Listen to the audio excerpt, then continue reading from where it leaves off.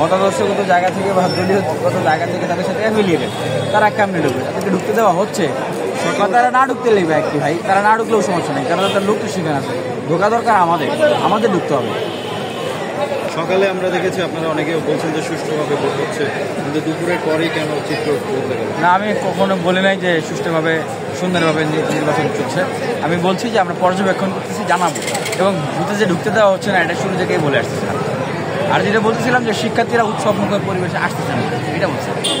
তো শিক্ষার্থীরা কি সঠিকভাবে নিজের পছন্দের প্রার্থীকে ভোট দিতে পারছে না বা পারে নাই? শিক্ষার্থীরা তাদের পছন্দ অনুযায়ী নিজেদের প্রার্থীকে ভোট দেওয়ার যে সুযোগটা, আমরা এটাও দেখেছি যে ছাত্রদল এবং ছাত্র শিবির তারা প্রতিযোগিতা করে নিয়ম ভেঙেছে।